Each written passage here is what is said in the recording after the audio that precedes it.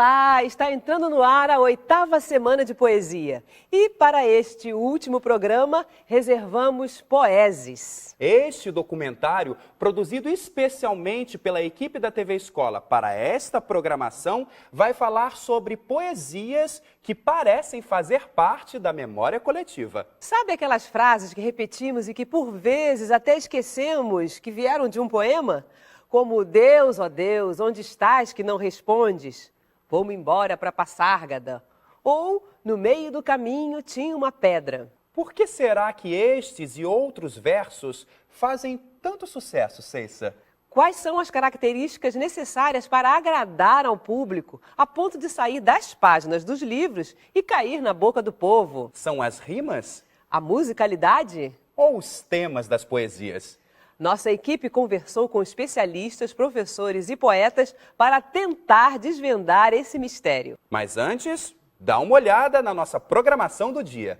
O especial Poeses mostra as poesias mais famosas do Brasil e a causa de tanta popularidade. E os vídeos das escolas com a produção literária das nossas maiores estrelas, os alunos. Fique agora com a primeira parte do documentário Poeses.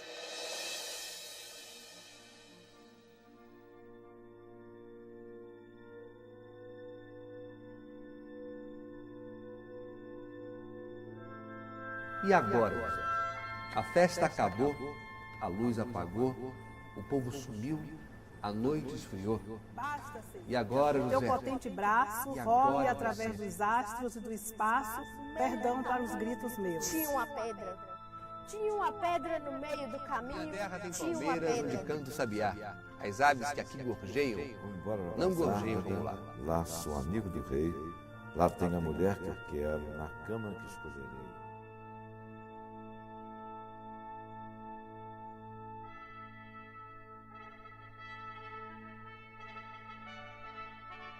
Ela cobre um espectro muito grande.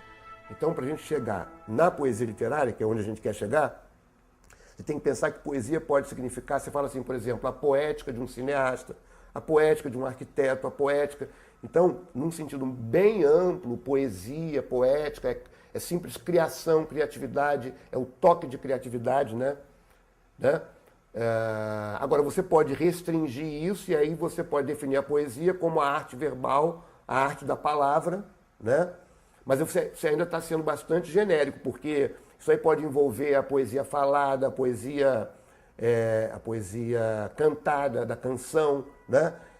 E também a arte verbal, tradicionalmente, na verdade, ela tem dois territórios grandes, um que é o da prosa, para você produzir um efeito, que é a retórica, né? Isso vem lá do Aristóteles, né?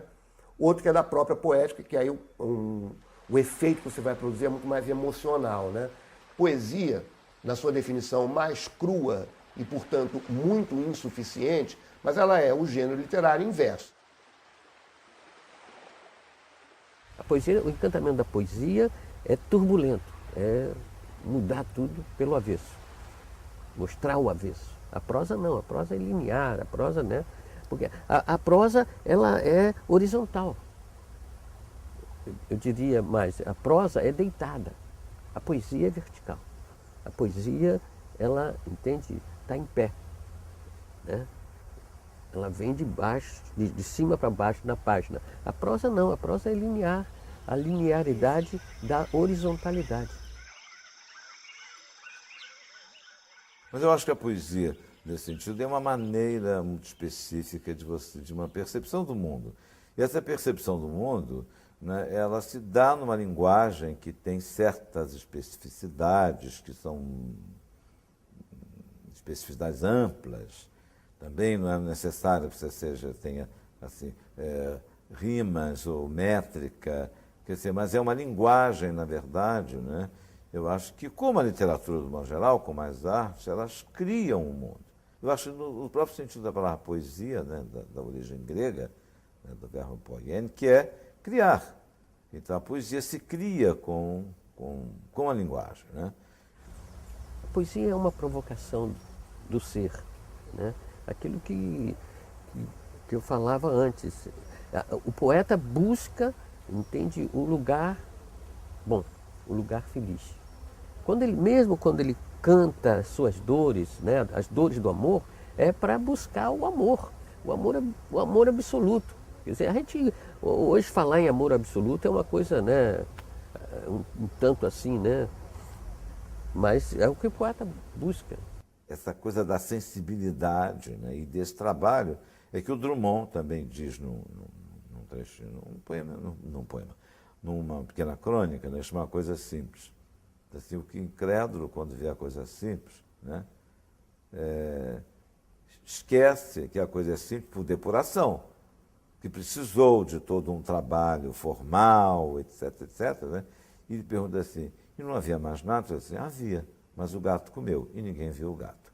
Né? Então, essa é uma piada, e tem essa coisa meio irônica, ou até ligada a uma piada, né, do modernismo, mas que indica isso. Todo mundo é poeta, olha só.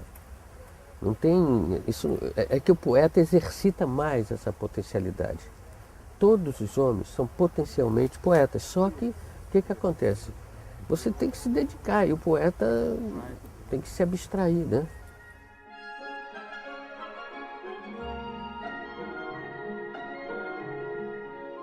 No meio do caminho tinha uma pedra. Tinha uma pedra no meio do caminho. No meio do caminho tinha uma pedra. Esse poema ele é de 1928, que já você percebe, ele já começa, né? O modernismo começa em 22, mas ele vai lançar esse poema em 28, que na revista de Antropofagia, se não me engano, e ao mesmo tempo você tem aí todo quase que um escândalo nacional, né? Na medida em que as pessoas achavam que o poema era um poema, uma blague, né, que não tinha essa importância, né, que hoje ele tem. Foi um escândalo porque ele era diferente de tudo, né? Ele era diferente de um soneto, ele era pura repetição, ele parecia uma tautologia infantil, né? Então ele é escandaloso por isso, porque ele rompe com tudo aquilo que se espera de um poema. Até hoje, apesar de você ter praticamente 100 anos de modernismo ou mais, até hoje existe um modo convencional de esperar o que seja o poema. Então, até hoje, um poema como No Meio do Caminho pode provocar uma sensação muito grande de estranhamento, né? Embora hoje em dia você estude isso até na escola primária, no nível médio. Houve toda uma corrente, né, contra o poema, que é justamente um poema que é dentro da questão da repetição, né? Você está o tempo todo mostrando que tem uma pedra, que tem um empecilho no meio do caminho, e aquilo vira, né, uma certa obsessão, e é realmente o representante da grande poética modernista, que é a preocupação com o cotidiano, né? Com as coisas simples, com uma linguagem mais descarnada, sem aquela efusão, né, simbolista, de escrever sobre temas, por exemplo, como o amor, como a dor, como a morte. Então é a volta, né, para uma poesia do cotidiano. No meio do caminho tinha uma pedra. Tinha uma pedra no meio do caminho, tinha uma pedra. No meio do caminho tinha uma pedra. Nunca me esquecerei deste acontecimento na vida de minhas retinas tão fatigadas. Nunca me esquecerei que no meio do caminho tinha uma pedra no meio do caminho. No meio do caminho tinha uma pedra. Eu acho que o Drummond sempre foi um grande observador, né? Ele tem um poema, né, que ele fala dessa vida no interior, né? Quando ele termina, né, dizendo, eita vida besta, meu Deus. Quer dizer, ele tinha sempre um certo, eu diria, um certo pessimismo, né? Que é um pessimismo que perpassa toda a sua obra, mas que esse pessimismo ele é muito bem dosado pelo humor, né? Quer dizer, o humor do Drummond é que vai salvá-lo, né, de toda essa observação nítida que ele vai ter da vida, né? Mas é importante dizer que ele era também cronista, não é? E o ser cronista implica que você tem que observar também muito essa vida ao redor, não é? Esses acontecimentos pequenos, esses acontecimentos miúdos do cotidiano que alimentam a sua poesia, né? E a sua literatura.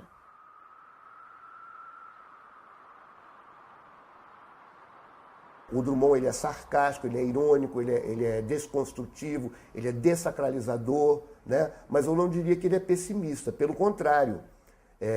Existe até um estudo de uma professora argentina, nem brasileira, né? Que fala que os modernistas são eufóricos. O Drummond, na verdade, é eufórico. Inclusive, toda a questão do amor, ele ironiza, ele ridiculariza as fórmulas clássicas de falar do amor. Mas porque nele, inclusive, o amor tem desde sempre uma componente erótica forte. Então ele tem uma euforia erótica, na verdade. Sabe? Tem poemas dele que são... Por exemplo, tem um poema que ele fala que está andando, que é um belíssimo poema, está andando pela Avenida Rio Branco e os bicos de luz parecem bicos de seios, né? E a quadrilha onde todos se amam entre si, né? Então não tem nada de pessimista. O Drummond sempre compensa o niilismo, principalmente com a questão erótica e amorosa. Entendeu? Quer dizer, nada faz sentido, mas o fato de que eu amo e o fato de que eu estou junto com outros compensa tudo isso. No meio do caminho tinha uma pedra no meio do caminho. Tinha uma pedra, no meio do caminho tinha uma pedra. Nunca me esquecerei desse acontecimento na vida de minhas retinas tão fatigadas. Nunca me esquecerei que no meio do caminho tinha uma pedra. Tinha uma pedra no meio do caminho. No meio do caminho tinha uma pedra. Primeiro, a pedra, né, é a questão mesmo da realidade, né? Como é que você vai materializar aquilo que eu chamo de utopia, o lugar bom, né? O lugar feliz? É o sonho, é a utopia, né? Sabe, entre o real, né, e o sonho você tem, né? Você tem que ser um militante da utopia, vamos dizer assim, né? Da negação, né? Porque o que eu digo, a utopia é a negação desse mundo. A gente quer chegar do outro lado da utopia, que é a utopia, que é o lugar feliz, que é o lugar bom. É o que todo mundo busca, é o que todo mundo quer.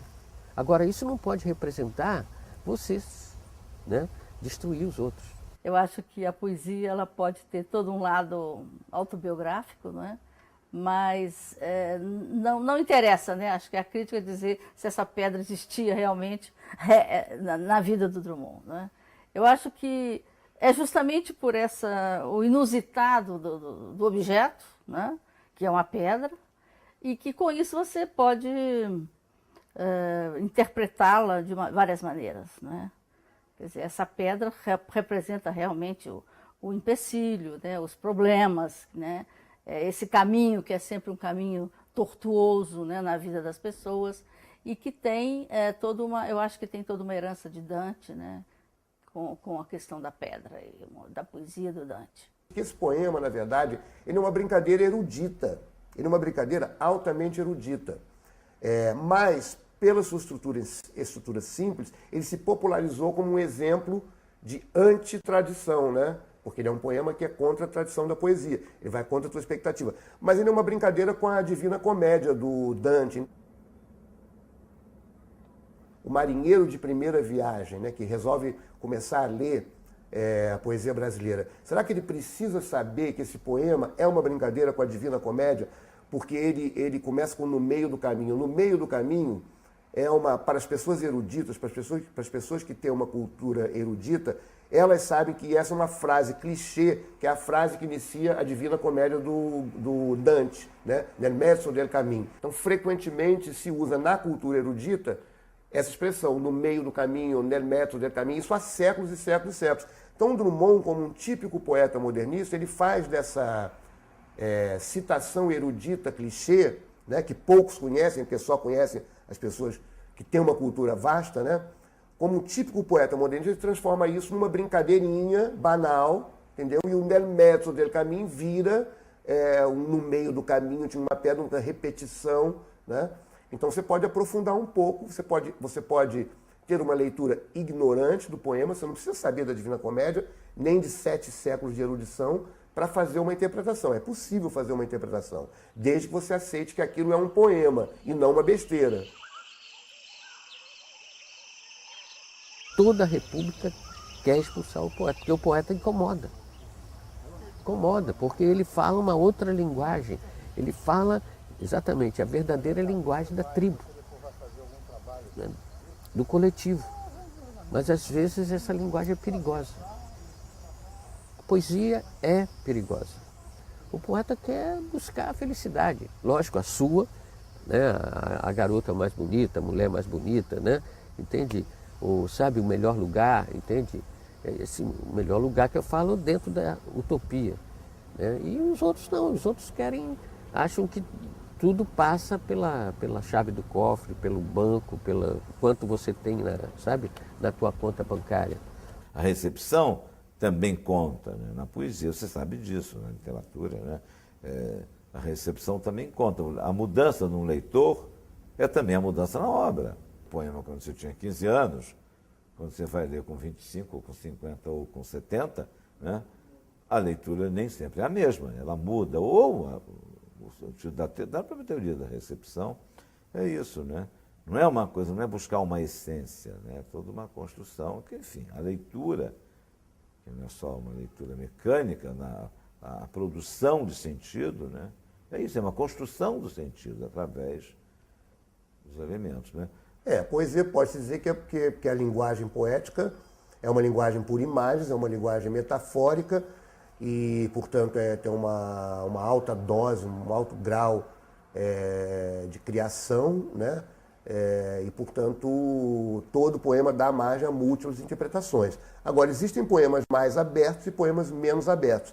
Na medida que você entra no modernismo, então um poema do Drummond é mais aberto à interpretação do que um poema do Castro Alves ou um poema do Gonçalves Dias, né? Porque é inerente à poesia do século XX, né?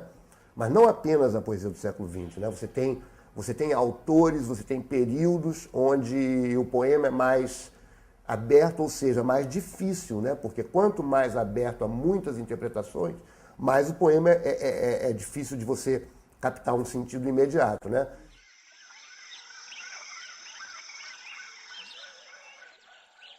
Minha terra tem palmeiras onde canta o sabiá. As aves que aqui gorjeiam, não gorjeiam como lá. Nossos céus têm mais estrelas, nossas várzeas têm mais flores, nossos bosques têm mais vida, nossa vida mais amores. E o Gonçalves Dias, ele funda a poesia brasileira. Não foram os jesuítas que fundaram.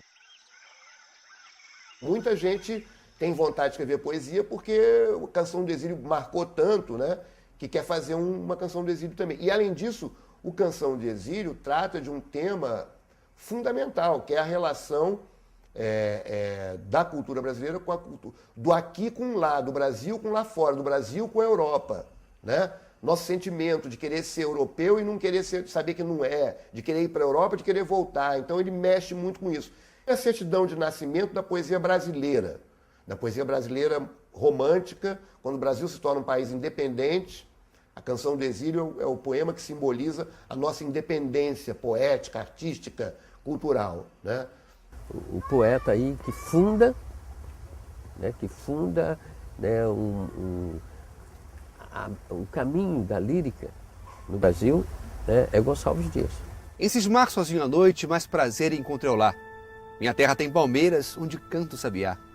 Minha terra tem primores que tais não encontro eu cá. Em cismar sozinho à noite, mas prazer encontrei lá. Minha terra tem palmeiras onde canto sabiá. Não permita, Deus, que eu morra assim que eu volte para lá, sem que desfrute os primores que não encontro por cá, sem que ainda viste as palmeiras onde canto sabiá. Que a Canção do Exílio também tem a ver com a circunstância de que ele era um exilado, estudando em Portugal, como qualquer membro da elite letrada brasileira no século XVIII e XIX, estudava sempre em Portugal. Então esse banzo do Brasil é uma característica. O Gonçalves Dias deu uma expressão forte a isso.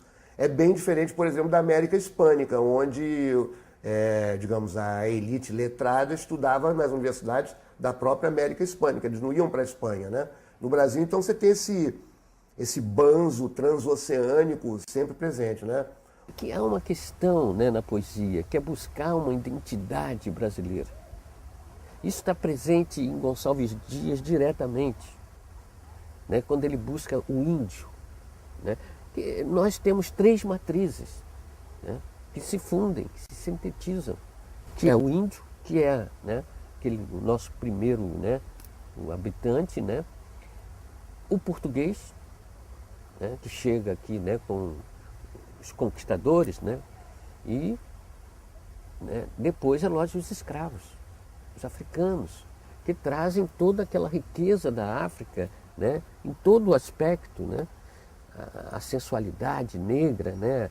O negro é quase um guerreiro da sensualidade, isso até hoje, né, porque ele tem que se colocar no mundo, né. O índio não foi dizimado, mas chegou a quase às vias de, né, e por isso Gonçalves vai lá e bota o seu herói exatamente, né, quer dizer, e Juca Pirama, né, sou bravo, sou forte, sou filho do norte, guerreiros ouvi, travei cruas brigas com tribos inimigas, né, quer dizer, então, sabe, é a busca desse índio, da matriz desse índio, porque Gonçalves estava fundando o romantismo. Canção do Exílio, a musicalidade, né, a sonoridade do poema, claro que garantiu o seu sucesso, digamos assim, né, que tem um apelo, né, tanto que é uma canção, né, o próprio poema é uma canção, então ele quer ser musical, porque, digamos assim, a sonoridade da poesia romântica, ela valorizava a sonoridade da canção. Então ela vai tentar colocar a sonoridade da canção dentro do poema literário.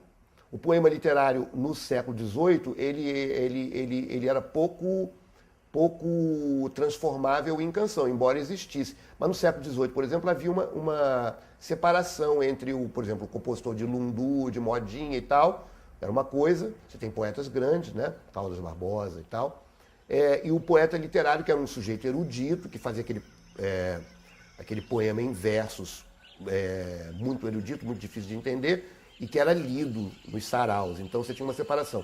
No romantismo vai haver a junção novamente.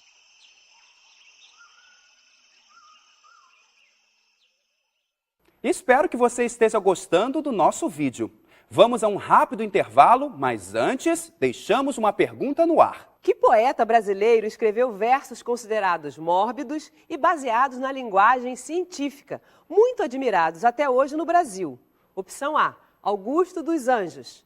Opção B, Olavo Bilac. Opção C, Álvares de Azevedo. Ou opção D, José Mojica Marins. Não saia daí. Já já voltamos com a resposta do quiz e com a segunda parte do documentário Poeses.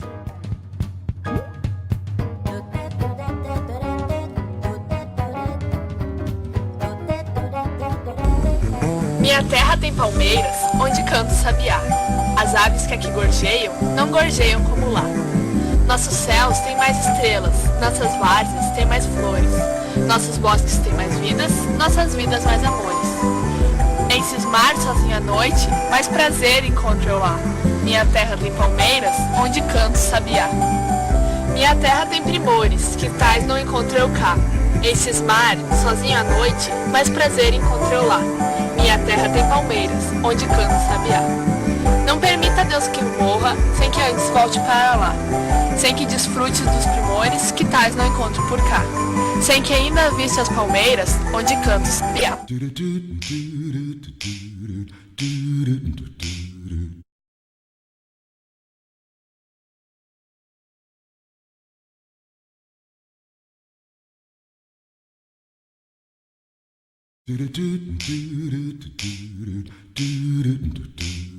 Estamos de volta com a 8ª semana de poesia da TV Escola e com o resultado do quiz. Que poeta brasileiro escreveu versos considerados mórbidos e baseados na linguagem científica, muito admirados até hoje no Brasil? Letra A, Augusto dos Anjos. B, Olavo Bilac. C, Álvares de Azevedo. Ou D, José Mojica Marins. Acertou quem respondeu a letra A. Augusto dos Anjos é o criador do poema Psicologia de um Vencido e ficou conhecido pela mistura da linguagem científica com uma intensa carga emotiva em seus textos. Aproximava-se do poeta francês Baudelaire por utilizar um vocabulário sofisticado e uma forma poética elaborada para tratar de situações grotescas, traços que acabaram influenciando muitos poetas no século XIX. Eu, filho do carbono e do amoníaco, monstro de escuridão e rutilância, Sofro desde a epigênese da infância a influência má dos signos do zodíaco. Profundissimamente hipocondríaco, este ambiente me causa repugnância. Sobe-me à boca uma ânsia análoga à ânsia que se escapa da boca de um cardíaco. Já o verme, este operário das ruínas, que o sangue podre das carnificinas come e a vida em geral declara guerra, anda a espreitar meus olhos para roê-los e há de deixar-me apenas os cabelos na frialdade inorgânica da terra. Veja agora a segunda e última parte do especial Poeses.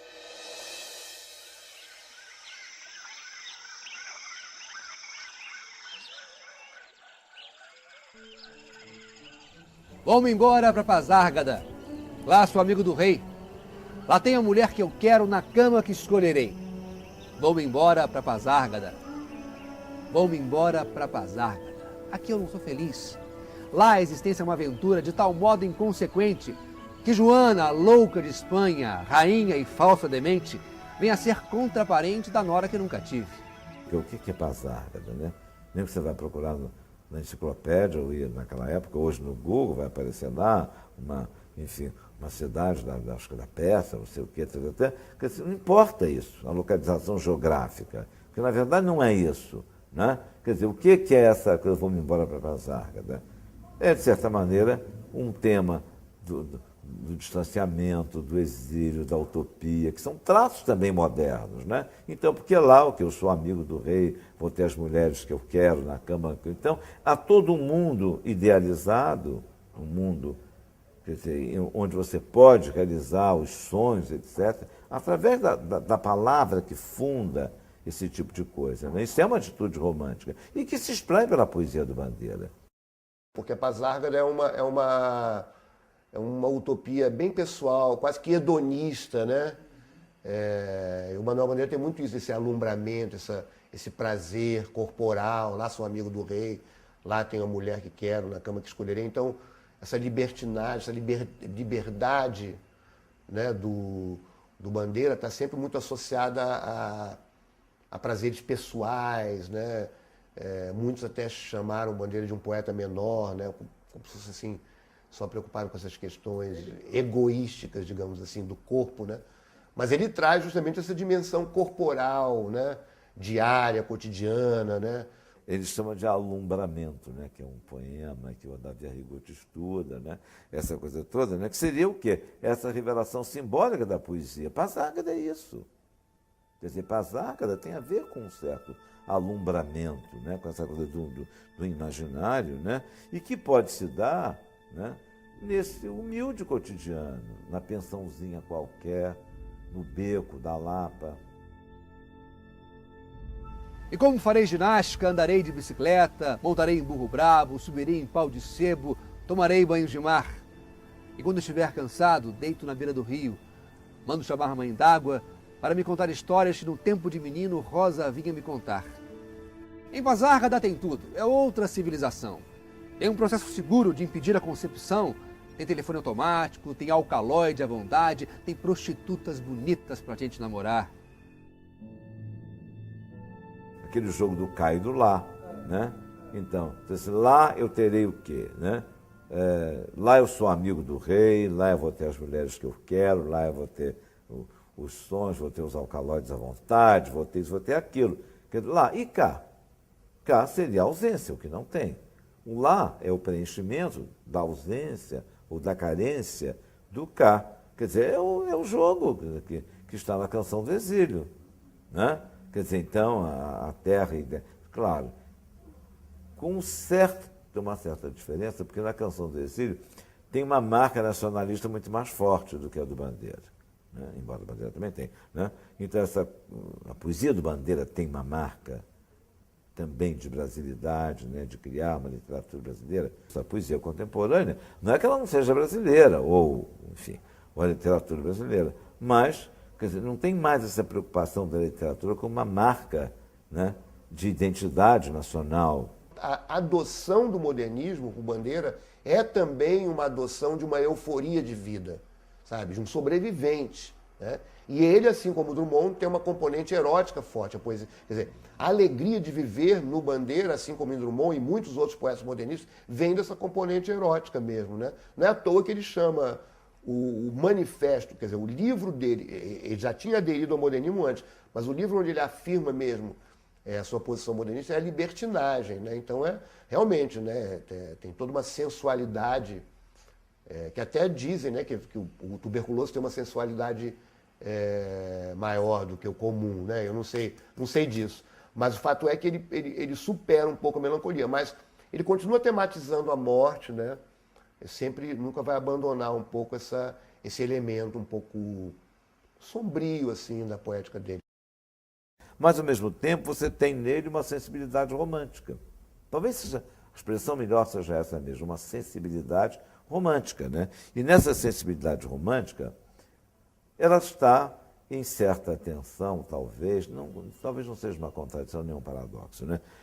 Mas de uma postura moderna.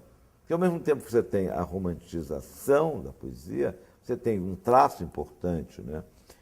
Que é um traço moderno, da desromantização da lírica, que vem justamente com toda a ironia, com o coloquial irônico, com o sentido todo da reflexão. Quer dizer, nessa coisa de uma contemplação da poesia, para usar aí o título de um poema do Drummond, quer dizer, está contemplando a poesia, refletindo sobre a poesia, né? Esses poemas, esses metapoemas, então é todo um trabalho racional, né? Então, quer dizer, nesse sistema do miúdo, do pequeno, sabe, do cotidiano, sabe? E essa sensibilidade romântica é que você tem uma marca muito, talvez seja isso que tenha marcado muito o Vou Embora para Zárgada. E quando eu estiver mais triste de não ter jeito, quando de noite me der vontade de me matar, lá sou amigo do rei, terei a mulher que eu quero na cama que escolherei. Vou-me embora para Pazárgada.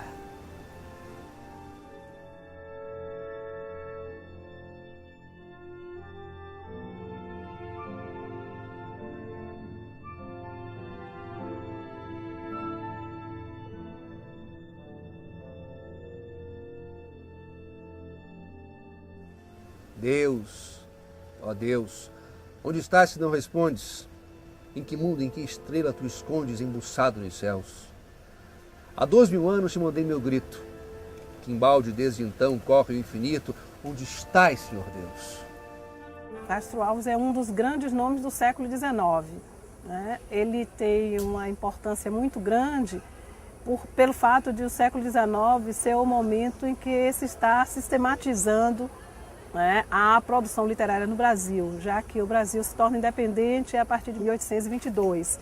Então, na verdade, a figura de Castro Alves representa uma voz brasileira, nacional, integrada ao movimento mundial, né, de modernização, de crença no progresso, de toda uma tentativa de tornar o mundo ocidental um mundo mais global e um mundo mais moderno. Então ele representa a voz brasileira que vai tratar das várias questões que são questões prioritárias para o século XIX e principalmente vai tratar de uma questão que é um sério problema para a história do Brasil, que é a escravização dos africanos. E essa importância se torna maior porque Castro Alves não se restringe à publicação de livros, à publicação de poemas.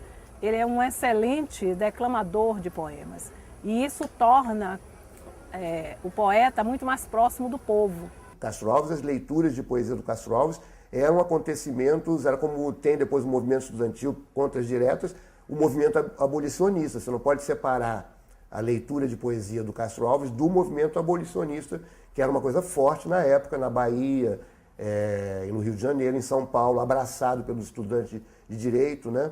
Ele se torna assim, o poeta do povo, o poeta da praça, aquele poeta que é capaz de assim, empolgar as multidões, né? De colocar as pessoas no estado de êxtase, né? Quase que algo equivalente a um artista pop da época, guardadas as devidas proporções. Deus! Oh Deus! Onde estás que não respondes? Em que mundo e que estrela tu te escondes? Embuçaram nos céus? Há 2000 anos te mandei meu grito, que embalde desde então corre infinito. Onde estás, Senhor Deus? Essa poesia, ela atinge emocionalmente o público, atinge bastante a emoção, a sensibilidade, por conta do tipo de imagem que ele utiliza, a linguagem que ele utiliza, as metáforas, muitas hipérboles, muitas antíteses, utiliza dá voz à natureza, ao continente. Então, todos esses recursos imagéticos que ele utiliza na poesia são recursos que assim, atingem, né, a sensibilidade, a emoção dos indivíduos. Então, muitas vezes as pessoas choravam, né, se emocionavam mesmo com os poemas que ele declamava. Por ele ser poeta e por ele fazer abolicionismo pela poesia, o que predomina é o sentimento perante a situação do negro, né? E não propriamente uma descrição objetiva. Né? Ele no navio negreiro, ele tenta recriar a situação de você estar no navio negreiro, né? E não fazer um estudo sociológico do assunto, né? A obra dele apresenta assim, várias facetas. Ele tem uma poesia amorosa, ele tem uma poesia social, né, que é essa que nós estamos principalmente falando, ele tem uma poesia sobre a natureza. Então ele tem um leque temático bem amplo. Mas eu, Senhor, eu triste, abandonada, em meio das areias esgarrada, perdida marcho em vão. Se choro, bebe o pranto a areia ardente, talvez para que meu pranto, ó Deus clemente, não descubras no chão. Basta, Senhor. De teu potente braço, role através dos astros e do espaço perdão para os crimes meus. Há 2000 anos eu soluço um grito. Escuto o brado meu lá no infinito, meu Deus. Senhor, meu Deus.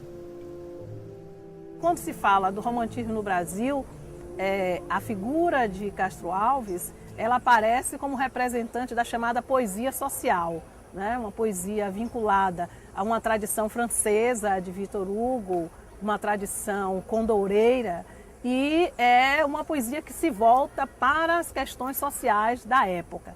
Então, sendo uma poesia social, tratando dos problemas da época, a gente pode chamar de uma poesia engajada, né? Comprometida ideologicamente com as várias questões que envolviam o século. Ele era contemporâneo do seu século, e como contemporâneo do seu século, ele tratava dessas questões que eram assim, mais pungentes para a época. Os poemas do Castro Alves ainda são muito fortes para falar dessa questão da escravidão, da negritude, como documento histórico que são, né? Eles não são a expressão de um movimento popular, negro, né? Que existia, né? Porque também tem que entender isso. O Castro Alves está num momento abolicionista, tem um Luiz Gama, que é um líder negro abolicionista, você tem, como a história brasileira tem mostrado, quer dizer, o Castro Alves está morando num Brasil, ele está falando por áudio. Ele é um sujeito da elite, ele nasceu numa família muito bem posta, ele é educado, ele sabe escrever poesia, ele é um sujeito mais do que alfabetizado, ele é um membro da elite educada do Brasil. Tá, né? Então, eu acho que o significativo é o fato dele ter abraçado essa causa, como muitos outros, né? Agora, não há como o poema dele ser o poema de um Luiz Gama, que era um negro que tinha uma atuação de defesa, né, dos escravos, né? O escravizado falar sobre a sua dor é bem diferente. Quer dizer, se a gente observar, por exemplo, os poemas de Castro Alves e os poemas de Luiz Gama, que é um poeta baiano, negro, né, que nasceu livre e foi escravizado, a gente vai ver a diferença do modo como cada um deles encara a escravidão, né? Não estou com isso dizendo que não é importante o fato de alguém falar pelo outro, mas dizer que o fato de falar pelo outro tem especificidades que tornam diferente o discurso do sujeito contando a sua própria história, né? Porque uma coisa é um conhecimento de segunda mão e a outra é o conhecimento vivido. Ora, Se quando você escreve o poema, você já está representando, né, já é uma representação, você vai fazer a representação de uma representação. Basta, Senhor, do teu potente braço, role através dos astros e do espaço, perdão para os gritos meus. Há 2000 anos eu soluço um grito. Escuta o brado meu lá no infinito. Meu Deus, Senhor, meu Deus. Na verdade, toda a preocupação com essas imagens, com a coisa da performance, né, a oratória, a eloquência, ela termina extremamente enfatizada, e a questão crítica em si, né? Quer dizer, a crítica direta a essas contradições da sociedade brasileira, que era uma sociedade que queria ser moderna, mas que ainda utilizava o sistema escravocrata. Né? Uma sociedade que se queria moderna, mas não abria mão dos benefícios que tinha pelo fato de estar escravizando um grupo de pessoas. Então, quer dizer, essa contradição não é trazida à tona de modo direto na poesia. Então, contribui sim, claro, qualquer voz que combatesse aquela injustiça que era a escravidão, seria bem-vinda em termos da promoção de mudanças. Mas ela efetivamente não traz aquela vertente de incômodo, a vertente da contestação, de demonstrar essa contradição. Por exemplo, no poema Vozes da África, toda a contradição, ela vai para Deus. É Deus que se diz piedoso e que é incapaz de livrar a África do destino ruim. É um discurso que, poeticamente, né, quer dizer, que você lê um poema de Castro Alves, você sente a beleza das palavras, o ritmo, a linguagem. Agora, para os movimentos sociais contemporâneos, no caso específico, né, os movimentos contra o racismo, né, a poesia dele não se configura numa bandeira contra o racismo hoje.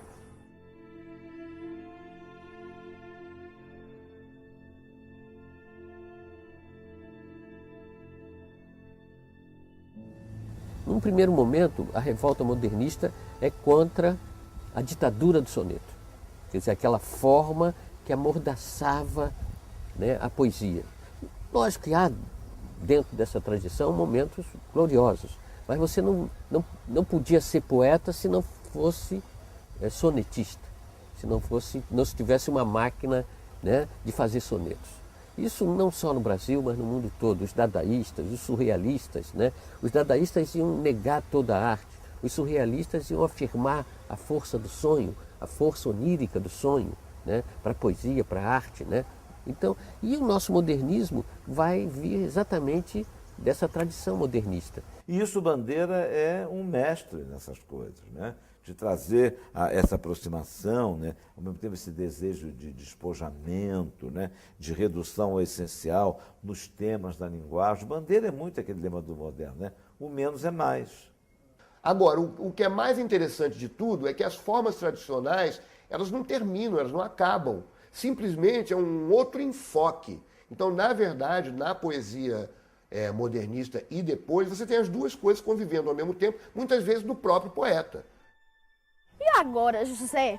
A festa acabou, a luz apagou, o povo sumiu, a noite esfriou. E agora, José? E agora você? Você que é sem nome, que zomba dos outros, você que faz versos, que ama, protesta. E agora? Eu acho que é um certo desconsolo, né? Um certo desconcerto, né? Com relação à própria vida, né? A esse destino que a gente não pode ir contra, não é? Agora, eu acho que o que a gente devia chamar a atenção também para a poesia do Drummond é que essa poesia, por exemplo, o E Agora José, e outros, né, e outros poemas mais conhecidos, eles funcionavam também como uma espécie de diálogo entre os poetas e os escritores posteriores a ele. Né? O próprio Fernando Sabino vai afirmar que no grupo de escritores, né, com o qual ele se dava em Belo Horizonte, por exemplo, nos anos 40, era o Hélio Peregrino, o Otto Lara Rezende, Paulo Mendes Campos, Murilo Rubião, o Trandorado também nessa fase, eles conversavam a partir dos poemas do Drummond. Eita vida besta, meu Deus, quer dizer, a poesia do Drummond naquela época já funcionava mais ou menos como um refrão e como um clichê. Isso é interessante, né? Eu acho que isso que vai mostrar a importância de um poeta que passa a ser até anônimo.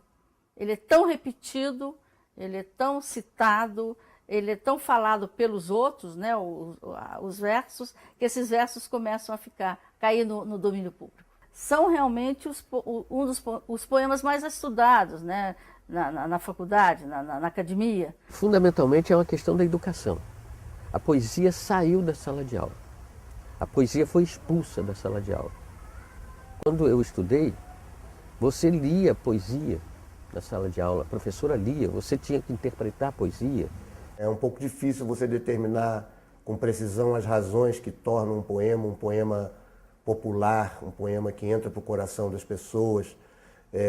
Mas é claro que tem certas circunstâncias sociais que fazem com que isso aconteça. Então são poemas, por exemplo, que são muito adotados no sistema escolar, na escola, que o brasileiro já lê desde pequeno, né? E que aí se tornam muito conhecidos e são recitados em ocasiões oficiais.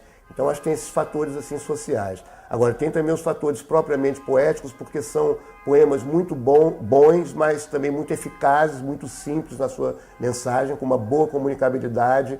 E também, em alguns casos, até pelo fato de serem inusitados, porque, por exemplo, um poema abolicionista na época do Castro Alves era algo revolucionário, né? O poema do Carlos Drummond de Andrade, No Meio do Caminho, claramente ele é feito para provocar o leitor e o leitor se sente provocado. Então aquilo ali se torna um emblema, digamos assim, né?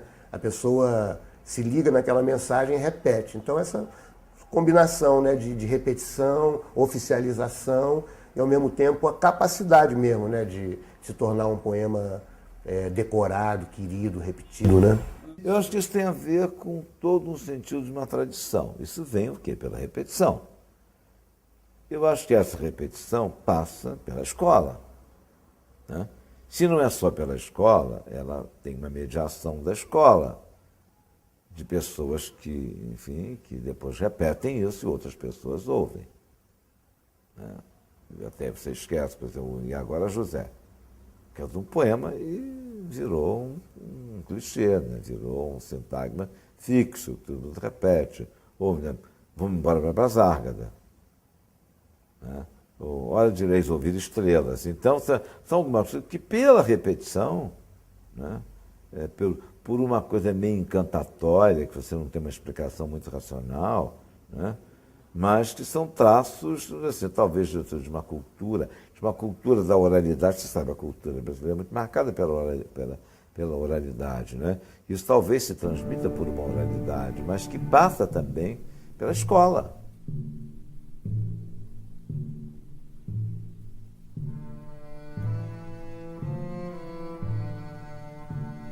A poesia continua sendo necessária, né? Ela não tem nenhum valor no caixa do banco. Se o poeta for lá com mesmo um soneto, né, que é a forma mais, vamos dizer assim, né, conservadora da forma, ele não vai descontar um cheque. O caixa vai dizer que você vai direto para o Pinel, entende?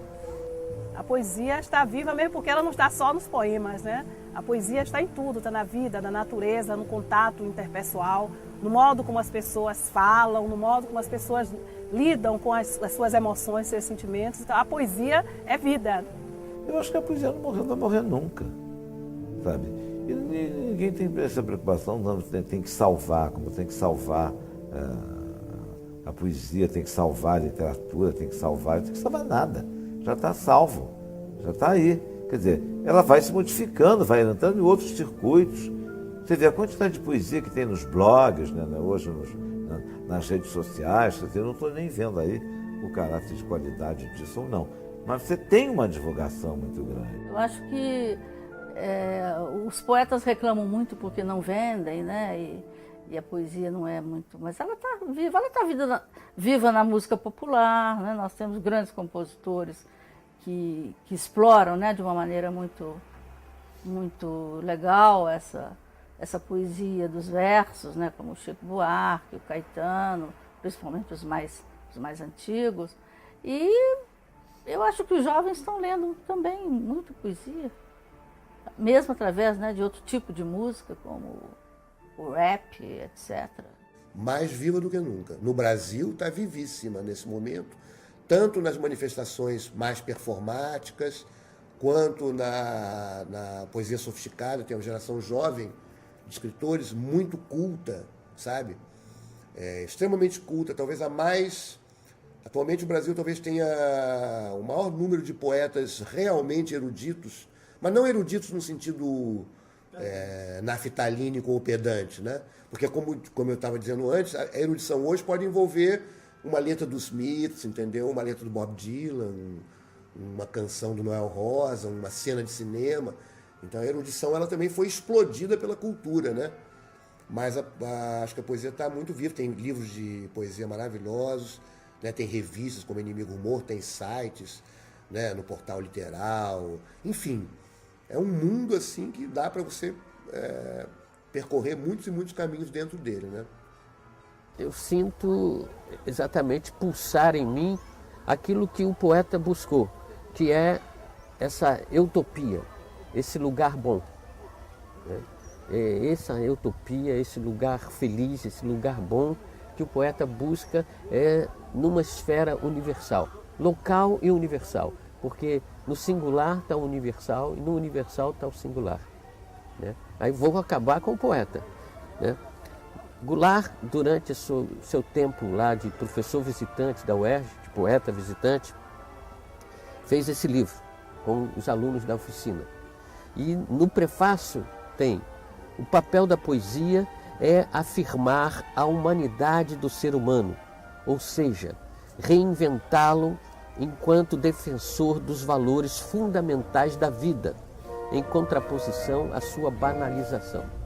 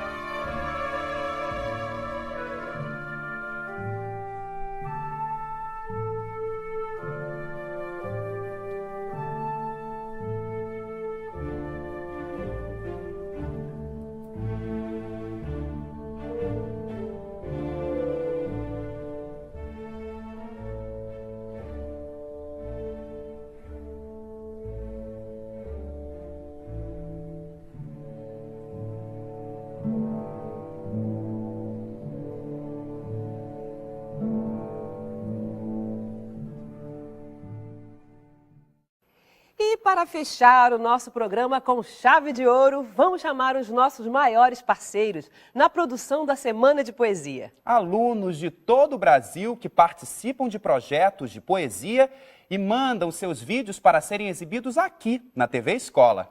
Obrigada a você, aluno ou professor, que nos acompanhou ao longo desta semana. Com vocês, nossos pequenos leitores, futuros poetas.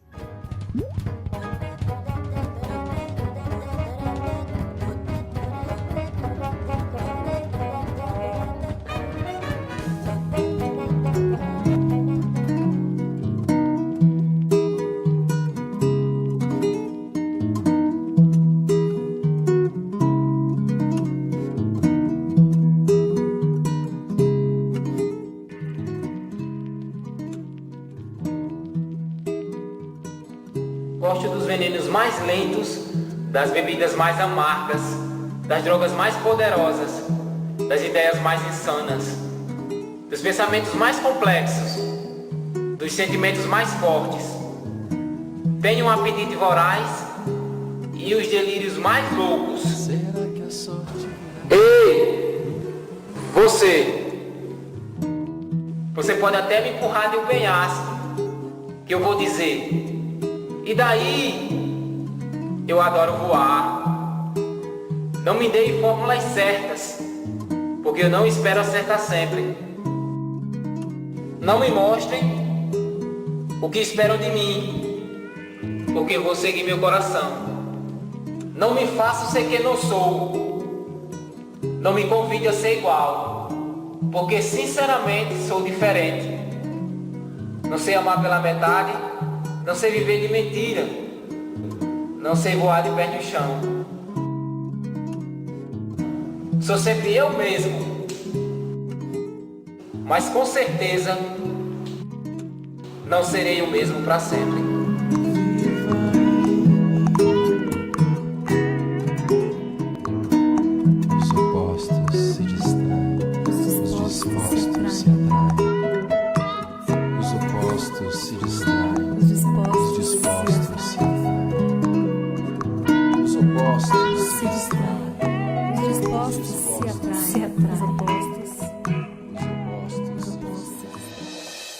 Douglas, a 8ª semana de poesia está chegando ao fim. Mas não se esqueça que no ano que vem, em outubro, temos um encontro marcado. Cissa, mas vale lembrar que tanto os alunos quanto os professores não precisam esperar para mandar as suas poesias. Vão produzindo seus vídeos e ao longo do ano, mande pra gente. A gente tem encontro marcado. Até lá!